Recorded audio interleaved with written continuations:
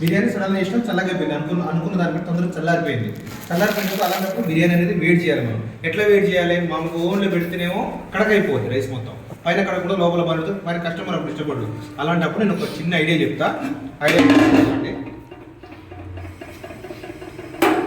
ఇది ఇలా గ్యాస్ ముట్టించుకొని తక్కువ వాటర్, చూడండి ఎంత తక్కువ వాటర్ పోస్తున్నాం మనం, అంత తక్కువ వాటర్ పోసుకోవాలి. ఇందులో తక్కువ వాటర్ పోసుకొని ఏ గిన్నె అయితే తీసుకున్నామో చాలండి, చాలు.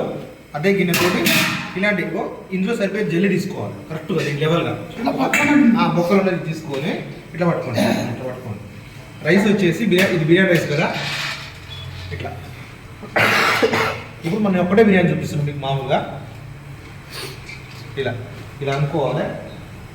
కొంచెం దొడ్డు సాల్ట్ ఉందా సరే, ఇక దొడ్డు సాల్ట్ అయినా పర్లేదు, సన్న సాల్ట్ అయినా పర్లేదు. ఇందులో లైట్గా ఇలా వేసుకోవాలండి, లైట్గా వేసుకోవాలి. ఎందుకంటే బిర్యానీ అయితే చల్లగా అవుతుంటుంది, అది చప్పగా అవుతుంటుంది కాస్త. పర్లేదు సార్ ఏదైనా సరే. ఇప్పుడు ఏం చేయాలంటే మూత పెట్టుకోవాలి. పీసెస్ సెంటర్లో వేసుకోవాలి, పీస్ సెంటర్లో వేసుకోవచ్చు. మీకు ఒక 2 నిమిషాల్లో చూడండి ఎంత వేడి అయితే చూపిస్తాను బిర్యానీ అనేది. ఈలోపు బిర్యానీ బిర్యానీ ఇప్పుడు ఓవెన్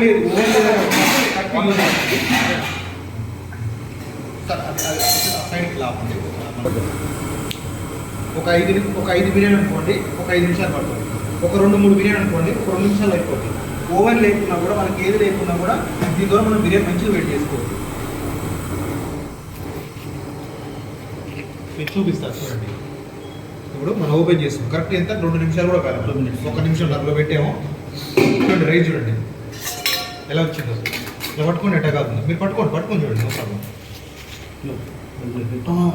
అప్పుడే తయారు చేసుకున్నాను.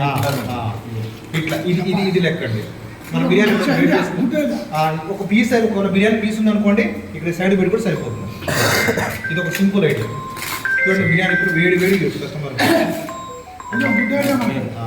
ఇంకొకటి వాటర్ మాత్రం అడుగునే ఉండాలి, ఏ మాత్రం కూడా పైకి రావద్దు. గంజి వాటర్ ఇలాంటివి పెట్టద్దు, ఓన్లీ ప్లెయిన్ వాటర్, మంచి వాటర్ పెట్టుకోవాలి. గంజి వాటర్ పెడితే ఏమైందంటే పొంగి మళ్ళీ ఈ బౌల్స్లోకి వచ్చేసి మళ్ళీ ఈ రైస్ అంతా ఖరాబ్ అవుతుంది. అదొకటి బండ ముందు పెట్టుకోవాలి. ఇప్పుడు అలా సాల్ట్ వేసుకోవాలి కదా సార్, కొంచెం లైట్ సాల్ట్ వేసుకోవాలి. ఆవిరి రావడం వల్ల చెమ్మ అవ్వడం గట్రా ఏమి ఉండదు కదా సార్?